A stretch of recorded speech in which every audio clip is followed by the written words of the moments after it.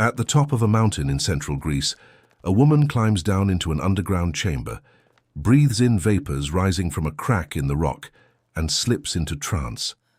Her eyes roll back. Her body convulses. She begins speaking, broken, barely intelligible phrases, and priests crowd around her, scrambling to record and translate every word because they believe the god Apollo himself is speaking through her. This was the Oracle of Delphi, one of the most revered sites in the entire ancient world, and people traveled for days just to hear that trance-born voice decide the outcome of wars, marriages, and business deals. Modern geologists have even found traces of ethylene gas seeping from fault lines beneath the temple floor, a possible scientific explanation for the altered states ancient visitors witnessed and never questioned. Now picture that same scene: ecstasy, trance, strange voices, priests translating the incomprehensible, except this time inside a Christian church, in a small room in Corinth just a few decades later.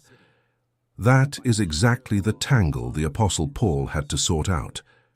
Church members speaking in unfamiliar tongues during worship, each one trying to appear more spiritual than the last, nobody understanding a word, the entire service sliding into chaos. Paul was not dealing with an abstract theological puzzle.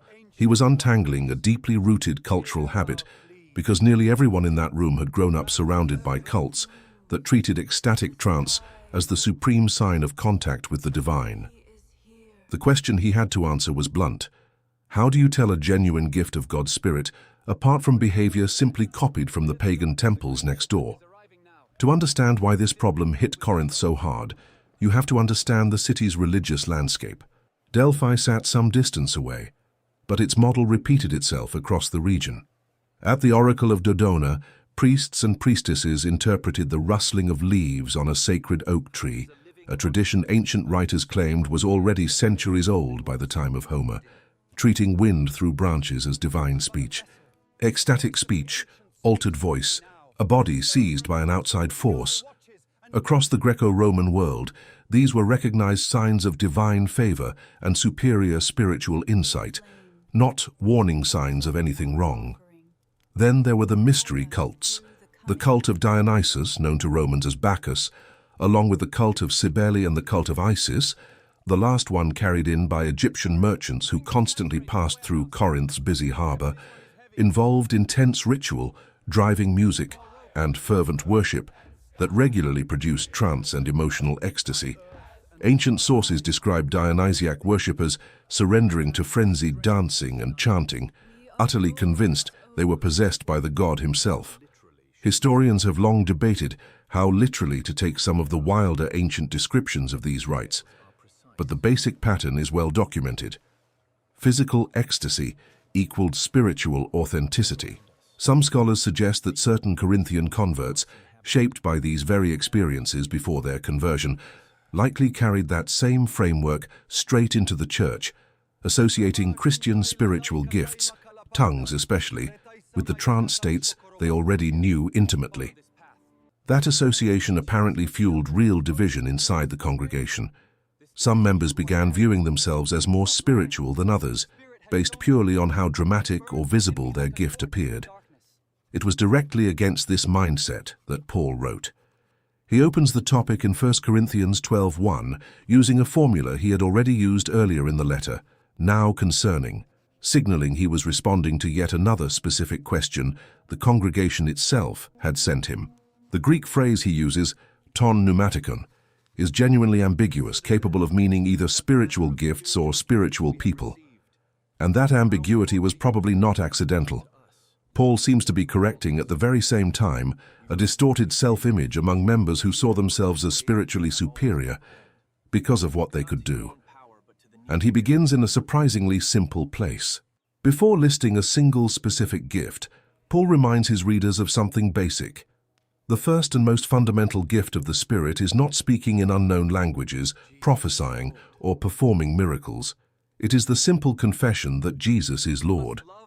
That might sound obvious to modern ears, but in the context of the first century Roman Empire, this particular confession was extremely dangerous. Saying Jesus is Lord meant, in practical terms, saying Caesar was not. a declaration of loyalty that directly rivaled the Roman imperial cult, punishable, in the right circumstances, as outright sedition. Corinth itself had a temple dedicated to the imperial cult, standing prominently near its forum, a constant civic reminder of exactly where ultimate loyalty was supposed to lie. Nobody made this confession lightly. Making it at all, even under threat of persecution, was itself genuine evidence of faith, the most basic gift of all, available to any believer, with or without a single spectacular manifestation. From there, Paul introduces an idea that becomes central to the whole section: one Spirit, but many different gifts. He repeats the word same over and over: the same Spirit, the same Lord, the same God, while simultaneously describing an enormous diversity of gifts, ministries, and activities inside the church. It's a remarkable theological structure. Gifts flow from the Spirit, ministries are carried out under the Lord, and activities are empowered by God the Father, three persons of the Trinity working together, each maintaining a distinct identity while cooperating to build one single church. For a congregation as fractured as Corinth's, already split into factions swearing loyalty to different leaders, this unity within God's own nature became the perfect model for how radically different people could still form one whole. And here Paul introduces his most enduring metaphor: the church as a human body. A body has many parts: eyes, hands, feet, ears, each with an entirely different function, and none of them survives in isolation from the others. The eye cannot tell the hand it has no need of it. The foot cannot refuse its place in the body just because it isn't a hand. Every part, however unremarkable or unglamorous it looks to human eyes, remains absolutely necessary for the whole thing to function. This image, so familiar to us today, was radically countercultural in first-century Roman society. Status and hierarchy were treated as nearly sacred. There is a prayer sometimes attributed to Socrates and repeated widely among Greeks of the period, thanking the gods for exactly three things: being born human rather than animal, man rather than woman, Greek rather than barbarian. Enslaved people were frequently barred from entering certain pagan temples altogether. Women, in many legal contexts of the time, were treated essentially as property. Inside that rigidly stratified world, Paul's idea that rich and poor, enslaved and free, men and women held equal value within one body, with no spiritual hierarchy dividing them, was not just unusual, it was subversive. Some New Testament scholars go further, arguing that for Paul this body metaphor was never mere figure of speech. Once baptized into one Spirit, believers became, in a real and relational sense, part of Christ's own body, not simply individuals united by shared belief, but literally incorporated into him. Facing a church tempted to rank its own gifts against one another, arguing over whose gift looked most impressive, who deserved the most recognition, Paul insists repeatedly that no gift outranks another. Feet depend on eyes to know where to step. Eyes, meanwhile, cannot grasp anything. Only hands can do that. The idea that some parts of the body are weaker or less honorable than others is, according to Paul, merely an impression, because every part turns out to be equally necessary. And it's precisely at this point in the argument, right in the middle of the conversation about spiritual gifts, wedged between chapters 12 and 14, that Paul inserts what many consider the single most beautiful passage on love ever written, 1 Corinthians 13. That placement is no accident. Paul is deliberately putting love at the center of the entire discussion about gifts, as if to say, without love, absolutely none of these gifts carry any real value. Speaking in the tongues of men and of angels without love is like a resounding gong or a clanging cymbal, the very same type of percussion instrument used in the ecstatic rituals of the pagan cult surrounding the city. Having the gift of prophecy, understanding every mystery, possessing all knowledge, even having faith enough to move mountains, all of it, without love, is nothing. Paul then lists, with 15 carefully chosen verbs, exactly what love does and does not do. 7 describe positive action. Love demonstrates patience, demonstrates kindness, rejoices with the truth, bears all things, believes all things, hopes all things, endures all things. 8. Describe what love refuses to do. It does not envy, does not boast, is not arrogant, does not behave rudely, does not seek its own interests, is not easily provoked, does not keep a record of wrongs, does not rejoice in injustice. Notice that Paul reaches for verbs, not adjectives. For him, love was never primarily a feeling. It was always a practice, an attitude made visible through concrete action. And love, he insists, is a still more excellent way than any single gift on its own. Not because the gifts don't matter, but because love is the very means by which every gift finally reaches its true purpose. Returning to the practical issue that originally sparked this whole discussion, what about the gift of tongues, the very thing disrupting Corinthian worship? The Greek word Paul uses, glossa, appears more than 20 times across chapters 12 through 14 alone, 15 occurrences in chapter 14 specifically, a frequency that itself signals just how much this particular subject concerned the apostle.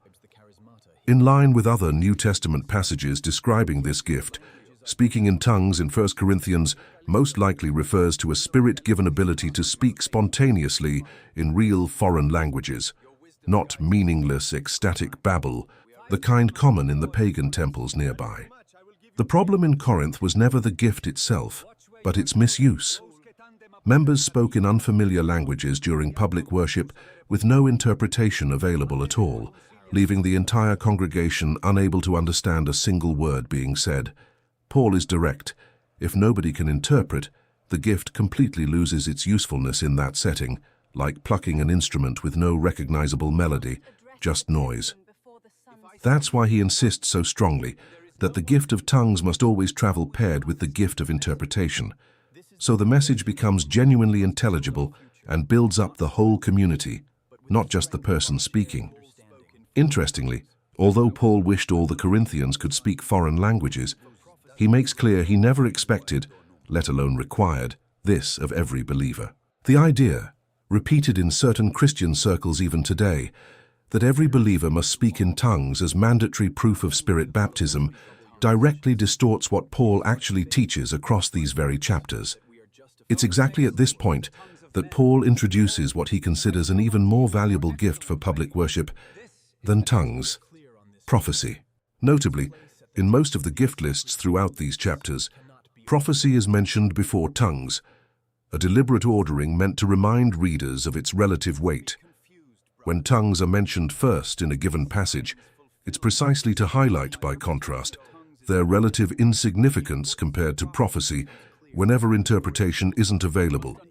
But what exactly did Paul mean by prophecy? The gift's stated purpose is edification, exhortation, and comfort, which suggests biblical prophecy deals less with predicting distant future events and more with instructing the community on how to live faithfully in the present moment. The Greek verb used, prophetio, can mean either to announce something in advance or to speak on behalf of someone else, two senses that surface at different points across the New Testament.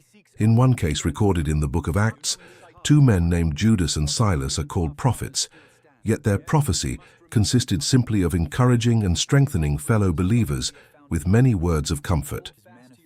The lesson also emphasizes that spiritual gifts, according to New Testament testimony, never ceased with the end of the apostolic era. They were meant to continue until the end of time. But that raises an urgent practical question.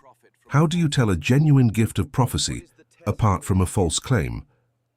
Biblical tradition offers clear criteria. First, unconditional prophecies must always come to pass exactly as spoken. Second, the message must align with what earlier prophets already taught, never contradicting established scripture. Third, the prophet's daily life must demonstrate genuine commitment to Christ. Fourth, according to Jesus' own words, false prophets, and by extension true ones as well, are recognized by the fruit they produce over time. For Seventh-day Adventists, this discussion carries a direct historical application. The belief that the gift of prophecy Paul described as permanent found special expression in the writings of Ellen G. White, not as a replacement for Scripture, but as a living manifestation of that same spiritual gift Paul was already discussing inside a church crowded with confusion over tongues, trance, and spiritual status nearly 2,000 years earlier. In the end, Paul's long argument across 1 Corinthians 12 through 14 resolves a problem far simpler than it first appears. In a city surrounded by trance oracles, priestesses believed to be possessed by gods, and cults that measured spirituality by the sheer intensity of physical ecstasy, the Christian church in Corinth needed to learn something fundamentally different. Genuine spiritual gifts never exist for personal display, never create hierarchy among believers, and never carry any value at all when disconnected from love. Like the many different parts of a single body, every believer, and with a specific gift, visible or discreet, striking or quiet, exists to serve the whole, not to stand apart from it. And among prophecies destined to cease and tongues destined to fall silent, only one thing remains: the love that gives meaning to every other gift, from the first to the last.